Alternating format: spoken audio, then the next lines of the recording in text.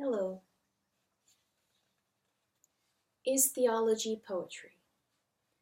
The question I have been asked to discuss tonight, is theology poetry, is not of my own choosing. I find myself, in fact, in the position of a candidate at an examination, and I must obey the advice of my tutors by first making sure that I know what the question means. By theology, we mean, I suppose, the systematic series of statements about God and about man's relation to him which the believers of a religion make. And in a paper sent to me by this club, I may perhaps assume that theology means principally Christian theology. I am the bolder to make this assumption because something of what I think about other religions will appear in what I have to say. It must also be remembered that only a minority of the religions of the world have a theology. There was no systematic series of statements which the Greeks agreed in believing about Zeus. The other term, poetry, is much harder to define, but I believe I can assume the question which my examiners had in mind without a definition. There are certain things which I feel sure they were not asking me. They were not asking me whether theology is written in verse. They were not asking me whether most theologians are masters of a simple, sensuous, and passionate style. I believe they meant, is theology merely poetry? This might be expanded, does theology offer us at best only that kind of truth which, according to some critics, poetry offers us? And the first difficulty of answering this question in that form is that we have no general agreement as to what poetical truth means, or whether there is really any such thing. It will be best, therefore, to use for this paper a very vague and modest notion of poetry, simply as writing, which arouses and in part satisfies the imagination. And I shall take it that the question I am to answer is this: does Christian theology owe its attraction to its power of arousing and satisfying our imaginations? Are those who believe it mistaking aesthetic enjoyment for intellectual assent, or assenting because they enjoy? It looks as if the confusion between imaginative enjoyment and intellectual assent, of which Christians are accused, is not nearly so common or so easy as some people suppose. Even children, I believe, rarely suffer from it. It pleases their imagination to pretend that they are bears or horses, but I do not remember that one was ever under the least delusion. May it not even be that there is something in the belief which is hostile to perfect imaginative enjoyment? The sensitive, cultured atheist seems at times to enjoy the aesthetic trappings of Christianity in a way which the believer can only envy. The modern poets certainly enjoy the Greek gods in a way of which I find no trace in Greek literature. What mythological scenes in ancient literature can compare for a moment with Keats's Hyperion? In a certain sense, we spoil a mythology for imaginative purposes by believing in it. Fairies are popular in England because we don't think they exist. They are no fun at all in Iran or Connemara. But I must beware of going too far. I have suggested that belief spoils a system for the imagination in a certain sense, but not in all senses. If I came to believe in fairies, I should almost certainly lose the particular kind of pleasure which I now get from them when reading The Midsummer Night's Dream. But later on, when the believed fairies had settled down as inhabitants of my real universe and had been fully connected with other parts of my thought, a new pleasure might arise. The contemplation of what we take to be real is always, I think, in tolerably sensitive minds, attended with a certain sort of aesthetic satisfaction, a sort which depends precisely on its supposed reality. There is a dignity and poignancy in the bare fact that a thing exists. Thus, as Balfour pointed out in Theism and Humanism, a book too little read, there are many historical facts which we should not applaud for any obvious humor or pathos if we supposed them to be inventions. But once we believe them to be real, we have, in addition to our intellectual satisfaction, a certain aesthetic delight in the idea of them. The story of the Trojan War and the story of the Napoleonic Wars both have an aesthetic effect on us, and the effects are different. and this difference does not depend solely on those differences which would make them different as stories if we believed neither. The kind of pleasure the Napoleonic Wars give has a certain difference simply because we believe in them. A believed idea feels different from an idea that is not believed, and that peculiar flavor of the believed is never, in my experience, without a special sort of imaginative enjoyment. It is therefore quite true that Christians do enjoy their world picture aesthetically once they have accepted it as true.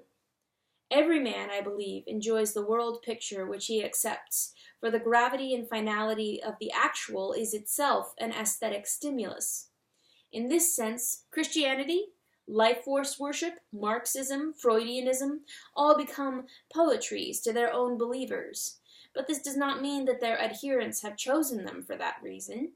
On the contrary, this kind of poetry is the result, not the cause, of belief. Theology is, in this sense, poetry to me because I believe it. I do not believe it because it is poetry. The charge that theology is mere poetry, if it means that Christians believe it because they find it, antecedently to belief, the most poetically attractive of all world pictures, thus seems to me unplausible in the extreme. There may be evidence for such a charge which I do not know of, but such evidence as I do know is against it. I am not, of course, maintaining that theology, even before you believe it, is totally bare of aesthetic value, but I do not find it superior in this respect to most of its rivals. Consider for a few moments the enormous aesthetic claim of its chief contemporary rival, what we may loosely call the scientific outlook, and here there is a footnote. I am not suggesting that practicing scientists believe it as a whole. The delightful name Wellesianity, which another member invented during the discussion, would have been much better than the scientific outlook. Principles of Literary Criticism, Chapter 11. So, backing up. Consider for a few moments the enormous aesthetic claim of its chief contemporary rival, what we may loosely call the scientific outlook, the picture of Mr. H.G. Wells and the rest. Supposing this to be a myth, is it not one of the finest myths which human imagination has yet produced? The play is preceded by the most austere of all preludes, the infinite void, and matter restlessly moving it to bring it forth it knows not what. Then by the millionth chance, what tragic irony, the conditions at one point of space and time bubble up into that tiny fermentation which is the beginning of life. Everything seems to be against the infant hero of our drama, just as everything seems against the youngest son or the ill-used stepdaughter at the opening of a fairy tale. But life somehow wins through. With infinite suffering, against all but insuperable obstacles, it spreads, it breeds, it complicates itself, from the amoeba up to the plant, up to the reptile, up to the mammal. We glance briefly at the age of monsters. Dragons prowl the earth, devour one another, and die. Then comes the theme of the younger son and the ugly duckling once more. As the weak, tiny spark of life began amidst the huge hostilities of the inanimate, so now again, amid the beasts that are far larger and stronger than he, there comes forth a little naked, shivering, cowering creature, shuffling, not yet erect, promising nothing, the product of another millionth chance. Yet somehow he thrives. He becomes the caveman with his club and his flints, muttering and growling over his enemy's bones, dragging his screaming mate by her hair, I never could quite make out why, tearing his children to pieces in fierce jealousy, till one of them is old enough to tear him, cowering before the horrible gods whom he created in his own image. But these are only growing pains. Wait till the next act. There he is becoming true man. He learns to master nature. Science comes and dissipates the superstitions of his infancy. More and more he becomes the controller of his own fate. Passing hastily over the present, for it is a mere nothing by the time scale we are using, you follow him on into the future. See him in the last act, though not the last scene, of this great mystery. A race of demigods now rules the planet, and perhaps more than the planet, for eugenics have made certain that only demigods will be born, and psychoanalysis that none of them shall lose or smirch his divinity, and communism that all which divinity requires shall be ready to their hands. Man has ascended his throne. Henceforward he has nothing to do but to practice virtue, to grow in wisdom, to be happy. And now mark the final stroke of genius. If the myth stopped at that point, it might be a little pathetic. It would lack the highest grandeur of which human imagination is capable. The last scene reverses all. We have the twilight of the gods. All this time, silently, unceasingly, out of all reach of human power, nature, the old enemy, has been steadily gnawing away. The sun will cool. All suns will cool. The whole universe will run down. Life, every form of life, will be banished without hope of return from every inch of infinite space. All ends in nothingness, and universal darkness covers all. The pattern of the myth thus becomes one of the noblest we can conceive. It is the pattern of many Elizabethan tragedies, where the protagonist's career can be represented by a slowly ascending and then rapidly falling curve, with its highest point in Act 4. You see him climbing up, and then blazing in his bright meridian, and then finally overwhelmed in ruin. Such a world drama appeals to every part of us. The early struggles of the hero, a theme delightfully doubled, played first by life and then by man, appeal to our generosity. His future exaltation gives scope to a reasonable optimism, for the tragic close is so very distant that you need not often think of it. We work with millions of years, and the tragic close itself just gives that irony, that grandeur which calls forth our defiance, and without which all the rest might cloy. There is a beauty in this myth, which well deserves better poetic handling than it has yet received. I hope some great genius will yet crystallize it before the incessant stream of philosophic change carries it all away. I am speaking, of course, of the beauty it has, whether you believe it or not. There I can speak from experience, for I, who believe less than half of what it tells me about the past, and less than nothing of what it tells me about the future, am deeply moved when I contemplate it. The only other story, unless, indeed, it is an embodiment of the same story, which similarly moves me, is the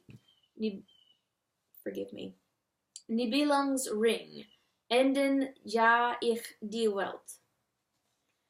We cannot, therefore, turn down theology simply because it does not avoid being poetical. All worldviews yield poetry to those who believe them by the mere fact of being believed, and nearly all have certain poetical merits, whether you believe them or not. This is what we should expect. Man is a poetical animal and touches nothing which he does not adorn. There are, however, two other lines of thought which might lead us to call theology a mere poetry, and these I must now consider. In the first place, it certainly contains elements similar to those which we find in many early and even savage religions. And those elements in the early religions may now seem to us to be poetical. The question here is rather complicated. We now regard the death and return of Balder as a poetical idea, a myth. We are invited to infer thence that the death and resurrection of Christ is a poetical idea, a myth. But we are not really starting with a datum both are poetical, and thence arguing therefore both are false. Part of the poetical aroma which hangs about Balder is, I believe, due to the fact that we have already come to disbelieve in him. So that disbelief, not poetical experience, is the real starting point of the argument. But this is perhaps an over-subtlety, certainly a subtlety, and I will leave it on one side. What light is really thrown on the truth or falsehood of Christian theology by the occurrence of similar ideas in pagan religion? I think the answer was very well given a fortnight ago by Mr. Brown.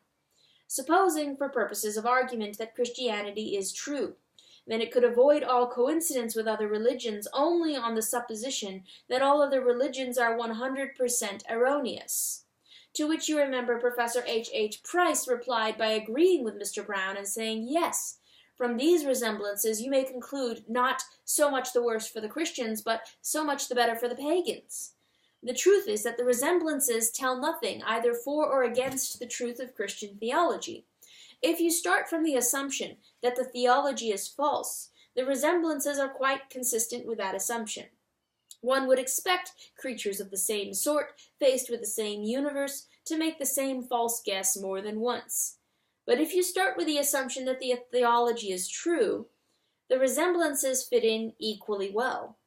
Theology, while saying that a special illumination has been vouchsafed to Christians and earlier to Jews, also says that there is some divine illumination vouchsafed to all men.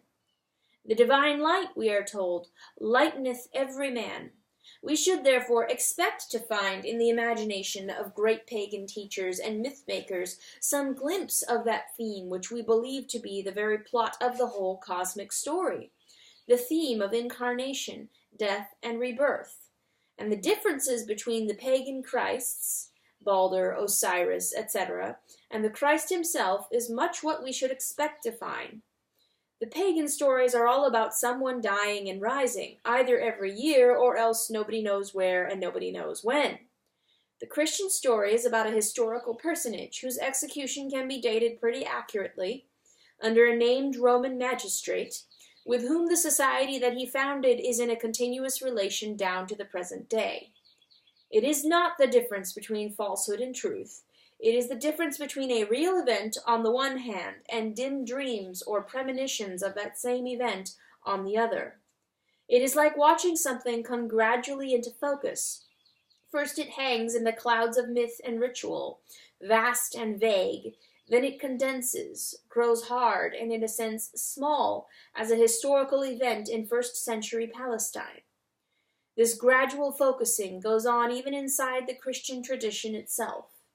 The earliest stratum of the Old Testament contains many truths in a form which I take to be legendary or even mythical, hanging in the clouds, but gradually the truth condenses, becomes more and more historical. From things like Noah's Ark or the sun standing still upon Ajalon, you come down to the court memoirs of King David. Finally, you reach the New Testament, and history reigns supreme, and the truth is incarnate. And incarnate is here more than a metaphor.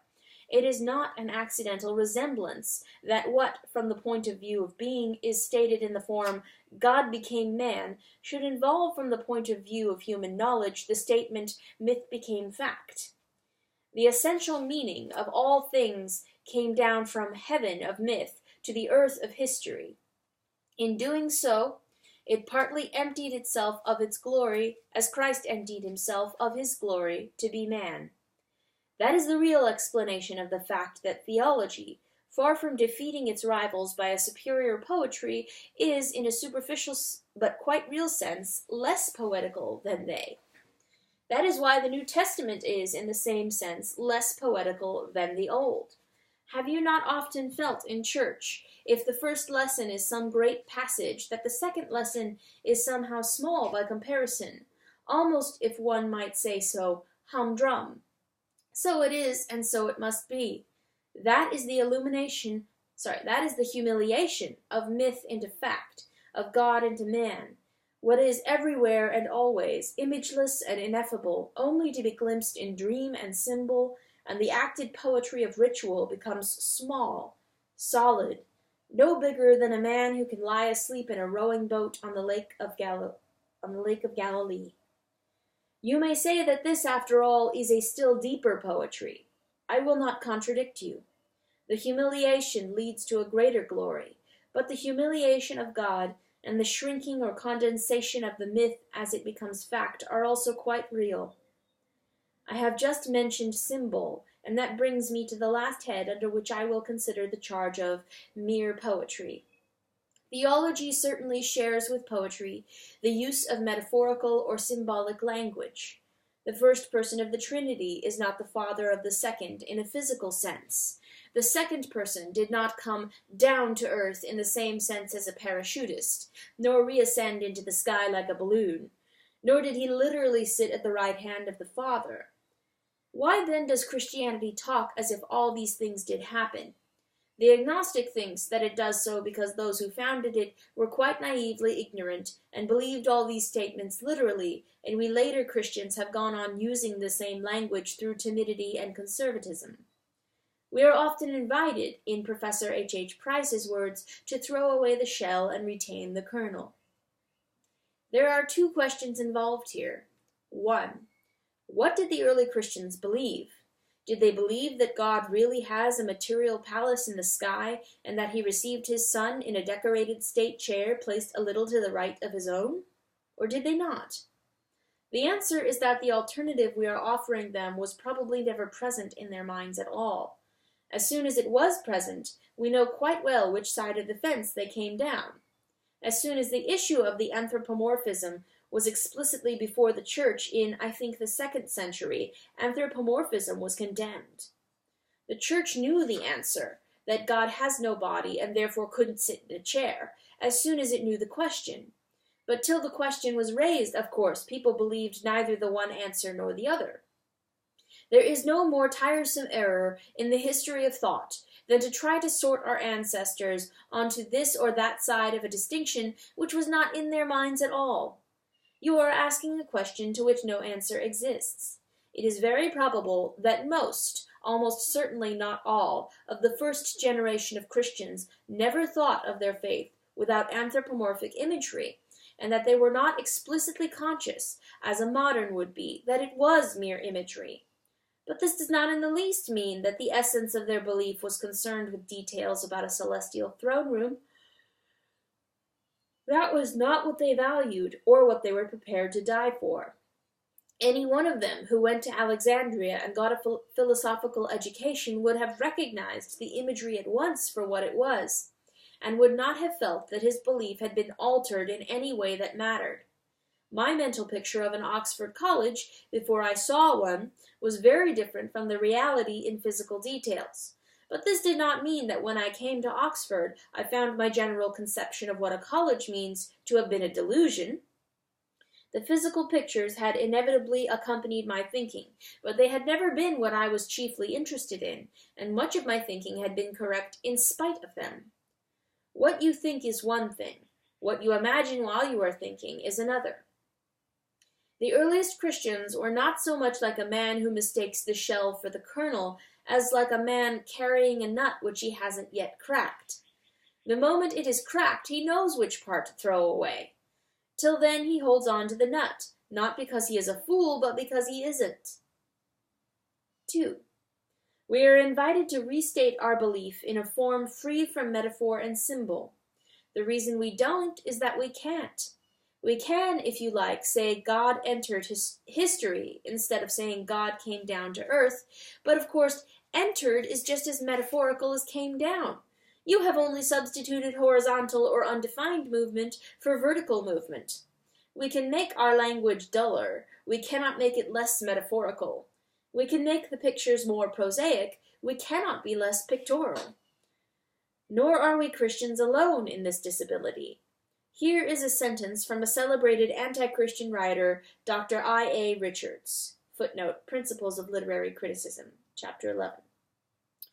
Only that part of the cause of a mental event which takes effect through incoming sensory impulses or through effects of past sensory impulses can be said to be thereby known. The reservation no doubt involves complications. Dr. Richards does not mean that the part of the cause takes effect in the literal sense of the word takes, nor that it does so through a sensory impulse, as you could take a parcel through a doorway. In the second sentence, the reservation involves complications. He does not mean that an act of defending, or a seat booked in a train, or an American park really sets about rolling or folding or curling up in a set of coilings or rollings up. In other words, all language about things other than physical objects is necessarily metaphorical. For all these reasons, then, I think, though we knew even before Freud that the heart is deceitful, that those who accept theology are not necessarily being guided by taste rather than reason. The picture so often painted of Christians huddling together on an ever narrower strip of beach while the incoming tide of science mounts higher and higher corresponds to nothing in my own experience. That grand myth which I asked you to admire a few minutes ago is not for me a hostile novelty breaking in on my traditional beliefs. On the contrary, that cosmology is what I started from. Deepening distrust and final abandonment of it long preceded my conversion to Christianity. Long before I believed theology to be true, I had already decided that the popular scientific picture, at any rate, was false. One absolutely central inconsistency ruins it. It is the one we touched on a fortnight ago. Footnote. When on the 30th of October, 1944, Dr. David Edwards read to the Socratic Club a paper entitled, Is Belief in a Personal God Compatible with Modern Scientific Knowledge? End footnote. So, one absolutely central inconsistency ruins it. It is the one we touched on a fortnight ago.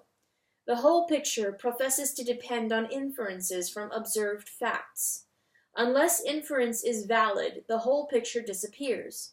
Unless we can be sure that reality in the remotest nebula or the remotest part obeys the thought laws of the human scientists here and now in his laboratory. In other words, unless reason is an absolute, all is in ruins. Yet those who ask me to believe this world picture also ask me to believe that reason is simply the unforeseen and unintended byproduct of mindless matter at one stage of its endless and aimless becoming. Here is flat contradiction. They ask me at the same moment to accept a conclusion and to discredit the only testimony on which that conclusion can be based. The difficulty is to me a fatal one, and the fact that when you put it to many scientists, far from having an answer, they seem not even to understand what the difficulty is, assures me that I have not found a mare's nest, but detected a radical disease in their whole mode of thought from the very beginning. The man who has once understood the situation is compelled henceforth to regard the scientific cosmology as being, in principle, a myth, though no doubt a great many true particulars have been worked into it. Footnote. It is not irrelevant in considering the mythical character of this cosmology to notice that the two great imaginative expressions of it are earlier than the evidence. Keats' Hyperion and the Nibelung's Ring are pre-Darwinian works. End footnote. After that, it is hardly worth noticing minor difficulties, yet these are many and serious. The Bergsonian critique of orthodox Darwinism is not easy to answer. More disquieting still is Professor D.M.S. Watson's defense. Evolution itself, he wrote, quoted in Science and the BBC, is accepted by zoologists, not because it has been observed to occur or can be proved by logically coherent evidence to be true, but because the only alternative, special creation, is clearly incredible. Has it come to that? Does the whole vast structure of modern naturalism depend not on positive evidence, but simply on an a priori metaphysical prejudice? Was it devised not to get in facts, but to keep out God? Even, however, if evolution in the strictest biological sense has some better grounds than Professor Watson suggests, and I can't help thinking it must, we should distinguish evolution in this strict sense from what may be called the universal evolutionism of modern thought. By universal evolutionism, I mean the belief that the very formula of universal progress is from imperfect to perfect, from small beginnings to great endings, from the rudimentary to the elaborate, the belief which makes people find it natural to think that morality springs from savage taboos, adult sentiment from infantile sexual maladjustments, thought from instinct, mind from matter, organic from inorganic, cosmos from chaos. This is perhaps the deepest habit of mind in the contemporary world. It seems to me immensely unplausible, because it makes the general course of nature so very unlike those parts of nature we can observe. You remember the old puzzle as to whether the owl came from the egg or the egg from the owl. The modern acquiescence in universal evolutionism is a kind of optical illusion, produced by attending exclusively to the owl's emergence from the egg. We are taught from childhood to notice how the perfect oak grows from the acorn, and to forget that the acorn itself was dropped by a perfect oak. We are reminded constantly that adult human being was an embryo, never that the life of the embryo came from two adult human beings. We love to notice that the express engine of today is the descendant of the rocket. We do not equally remember that the rocket springs not from some even more rudimentary engine, but from something much more perfect and complicated than itself, namely a man of genius. The obviousness or naturalness which most people seem to find in the idea of emergent evolution thus seems to be a pure hallucination. On these grounds, and others like them, one is driven to think that whatever else may be true, the popular scientific cosmology, at any rate, is certainly not. I left that ship not at the call of poetry, but because I thought it could not keep afloat. Something like philosophical idealism or theism must, at the very worst, be less untrue than that. And idealism turned out, when you took it seriously, to be disguised theism. And once you accepted theism, you could not ignore the claims of Christ. And when you examined them, it appeared to me that you could adopt no middle position. Either he was a lunatic or God, and he was not a lunatic. I was taught at school, when I had done a sum, to prove my answer. The proof or verification of my Christian answer to the cosmic sum is this. When I accept theology, I may find difficulties, at this point or that, in harmonizing it with some particular truths which are embedded in the mythical cosmology derived from science. But I can get in, or allow for, science as a whole. Granted that reason is prior to matter, and that the light of that primal reason illuminates finite minds, I can understand how men should come, by observation and inference, to know a lot about the universe they live in. If, on the other hand, I swallow the scientific cosmology as a whole, then not only can I not fit in Christianity, but I cannot even fit in science. If minds are wholly dependent on brains, and brains on biochemistry, and biochemistry in the long run on the meaningless flux of atoms, I cannot understand how the thought of those minds should have any more significance than the sound of the wind in the trees. And this is, to me, the final test. This is how I distinguish dreaming and waking. When I am awake, I can, in some degree, account for and study my dream. The dragon that pursued me last night can be fitted into my waking world. I know that there are such things as dreams. I know that I had eaten an indigestible dinner. I know that a man of my reading might be expected to dream of dragons. But while in the nightmare, I could not have fitted in my waking experience. The waking world is judged more real because it can thus contain the dreaming world. The dreaming world is judged less real because it cannot contain the waking one. For the same reason, I am certain that in passing from the scientific points of view to the theological, I have passed from dream to waking. Christian theology can fit in science, art, morality, and the sub-Christian religions. The scientific point of view cannot fit in any of these things, not even science itself. I believe in Christianity as I believe that the sun has risen, not only because I see it, but because by it I see everything else.